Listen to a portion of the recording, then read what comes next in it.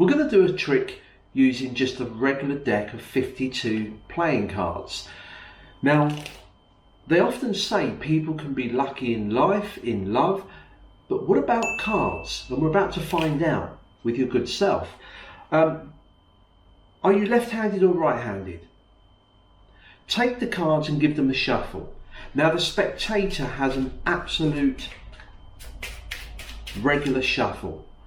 They really can. They can do an overhand, riffle shuffle, whatever they want. It's a genuine shuffle. Now once they've shuffled those, you take the cards and you just look through them and say, here's the order. You've really given those a good mix up, but I don't want to mix them at all. You've already shuffled them. What I'd like you to do is to cut about half the cards, and you can put them here or here. It's your choice. Now the spectator will cut the pack in half. You then ask them to cut again one of the packets in half, but again it's their choice. They can put it here or here. Now they will cut the pack and put it anywhere. And finally, the last one, you get a choice anywhere on there. So we've now got 4 packets of cards. You've cut to 4 particular cards. The problem is that do we really know that these are random cards? For example, I might know what these cards are on top, or maybe the cards that are on the bottom or the top here. So what we'll do between us, we're going to make choices and mix the cards up a little bit more. I want you to pick 2 packets, point to any 2 packets that you want me to choose from. Now the spectator has an absolute free choice. They point to 2 packets, maybe these 2, and then I get a choice of either one of those. Okay, I'll take these, and what we'll do to make sure that neither of us know what's on top of any of these packets, let's get rid of a couple of cards. Yeah, well, maybe 3 cards. Let's get rid of 3 cards and then take 1 card from the packet and mix it on top of the other 3. I think that's pretty fair. Yeah. From the remaining 3, I'm going to point to 2 of these. Well, you went for the middle ones. I'm going to go for these. You get a choice. Pick up any packet you like. Now they might pick up this one. What did we deal? 3, wasn't it? Deal 3 cards down to get rid of the top, and then put 1 card on each in any order to really mix it up. That's pretty good. Okay. I now want you to point to any of those 2 packets. And I'm going to pick one of those. Let's go for this one. What did we do? 3, 1, 2, 3, and then 1 card on each. And that leaves you the last packet to mix up. And they get rid of 3, and they put these in any order they like.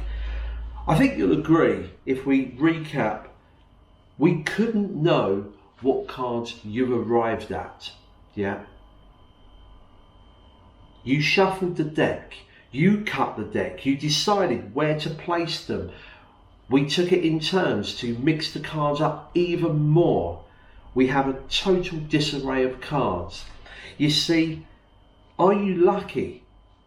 Because if we take a look at this card, we have a lady. If we take a look at this card, we have another lady, and this one, another lady, and 1 more besides. Is that coincidence or luck or just pure magic? But there we got the 4 queens. Okay, the clubs, the hearts, the diamonds, and the spades. Please, you take the ladies, go through them, examine them, look at them. But what I want you to do now is what would be your least favourite queen? Okay, out of all of the cards, which would be, out of all of these cards, what would be your least favourite? The diamond. You're not over keen on the diamond. Okay, another one. The spade isn't your favourite. The club isn't your favourite. So you're saying that the Queen of Hearts is in fact your favourite queen, okay? Because what I thought we'd do is we'll do something with these. So you wasn't too keen on the diamonds, the spades, the clubs, but the Queen of Hearts is your favourite queen, yeah? 1, 2, 3, 4 cards. The 4 queens. What I'm going to do here with the 4 queens, the pack has been shuffled. We take the 4 queens. I'm going to take one of them, put it down the bottom, one in the middle, and one somewhere near the top. They went in there cleanly. And we have the Queen of Hearts, your favourite queen, by the way, on top. Now I know you probably don't trust me, but it really is. It is your favourite queen on top. The other 3 queens, I want you to watch the pack closely, because as we do this, did you see something? A flicker. That's the first one. Let me show you again. Maybe you missed it. Did you see that? That was even clearer. You're not seeing it. Look, I tell you what, let's do it invisibly. There you go. The third. What am I talking about? Well, despite the queens all going into the pack somewhere, they always follow the leader, your favourite, because the one from the bottom has risen up, the one from the middle, and the one near the top. They've all come to join their favourite queen.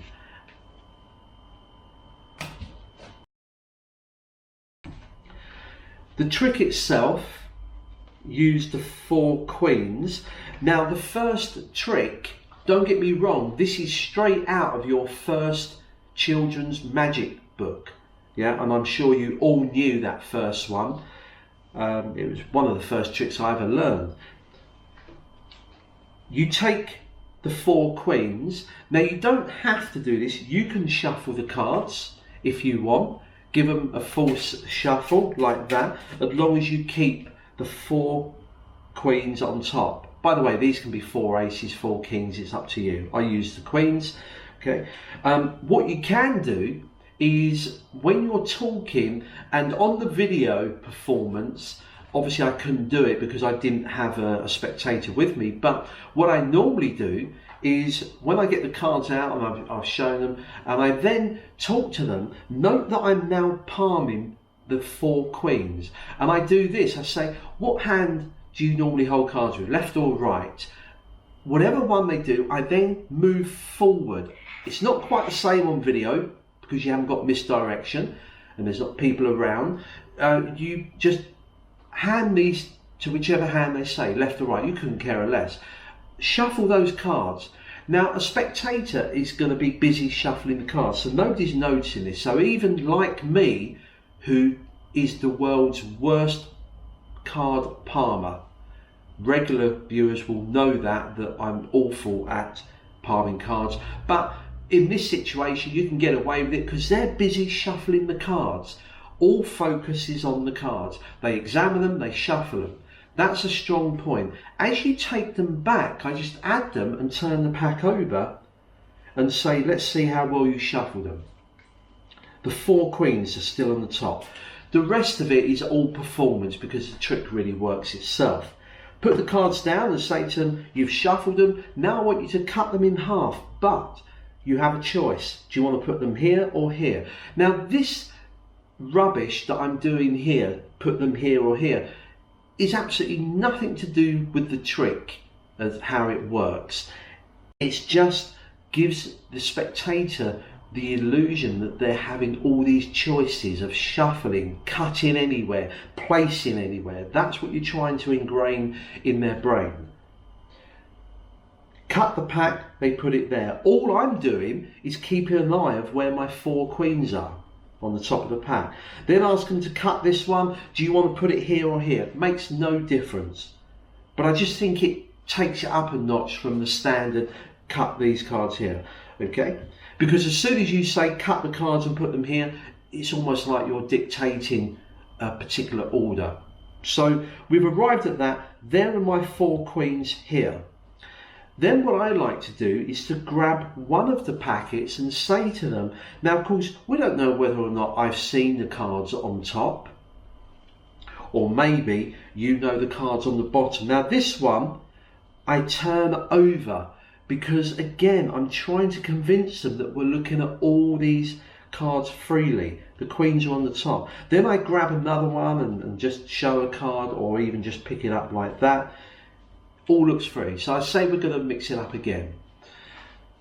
Again, in the magic book, it will tell you just to pick the cards up, tell them to deal 3 cards down and 1 card on each. I just wanted to make it a little bit different, so I'm using the classic magician's force of asking them to go first. They will always go first. You say, point to any 2 packets. Now it doesn't matter what 2 they pick. If they pick these 2, then I'm going to grab this packet, not the one with the queens. Okay, so I take this, and don't do it all regimented like take definitely 3 cards. Do it kind of, I tell you what, let's get rid of the top few cards, maybe, I don't know, 2, maybe 3. Yeah, let's make it 3 cards, and then another 3, 1 on each of the other packets. See how almost like you're just making it up as you go.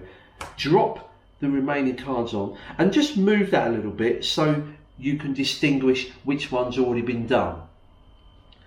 I then say I'm going to choose 2 packets. Now of course I will always pick the 2 that don't include the queens, so I pick these. They have a choice. Remember, it's all about getting them convinced they're having a free choice. They pick one of these, they pick it up, they deal 3 cards down, and then 1 on each. Really emphasize this, really jumble them up between the packets. Once they've done that, just move that. You say to them, point to these. Now this is totally pointless here, absolute pointless, but in performance they go along with it. Point to the 2 cards, the 2 packets. Of course I'm going to go for that one, not this one. I pick this up, I do the same again, 3 cards, and we'll eliminate a few more, and that leaves you with that. And they do the same here. So everything seems free. Now this is very clever because these 3 cards they deal down are getting rid of the 3 cards that were placed on there from the others. So now we've got the 4 queens. So when they place these in any order, they've now laid the 4 queens, the 3 queens there, you've got the 4th one there. The trick is done. It's simple, direct, and you can use it with a regular deck, and you can also do it impromptu just by removing 4 identical cards and putting them on top. You then reveal the queens. Trust me, whenever I do this, the layperson, they just think that's an impossibility. How could that be? They shuffled the cards and everything. I then remove the cards. Now the final routine is just a classic. You give them the queens. You take the pack, you can shuffle them, and you say, what I'm going to do is to get you to pick your favourite card. Now all I've done, I've pushed 3 cards across. Now this final routine, again, is straight out of a children's magic book. Okay, simplistic routine.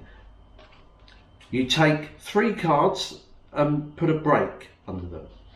I then get the spectator to look at the queens and eliminate them one by one. The ones they don't favour. So they might get rid of the queen, and I put that face down. They then take another one, and then finally the Queen of Hearts. You take that one, and what I do is I take all of the cards, turn them over, and put them on top. Now what I'm doing is putting them on top of that break. So when they go on there, you then pick the whole block up. You've now got the 4 queens and the 3 regular cards underneath. You pick them up, you scoop off the face card and say you didn't like the queen of diamonds or the clubs or the spades, your favourite card, and you drop this. This has got the 3 regular cards hidden behind it. You drop these on and say your favourite queen was this one. And what I tend to do is turn that over and then push that off and then clip the other ones. Now note that I'm keeping them pretty square, because what I like to do is just inadvertently flash this. Don't make a big deal of it. Don't say, look, there's the queens. I just kind of take it on, just say, so we're going to do something with the 4 queens. Of course, the 3 other queens are here. You put these on top. You take the first one, which is a regular card, and say, I'm going to put 1 queen right near the bottom, 1 queen in the middle, and 1 queen near the top. The top one is your favourite queen. Now, what you're trying to get into them at this point is to disbelieve you, that you cheated. But that really is the Queen of Hearts. So you say, I'm going to leave your favourite queen. What, you don't trust me? Of course it is. There it is there. Just a little convincer. And if you're telling the truth about that, then surely you're telling the truth about the other 3 queens you've just lost in the pack. I then do some sort of dramatic effect. Did you see that? Did you see that little flicker? Let me do it for the second one. And the third one, bum, something like that. And then as the conclusion, you just say they've risen to the top, like that. Okay, a great little effect there, very simple routine. And again, with this, you're using regular cards. Till next time, take care.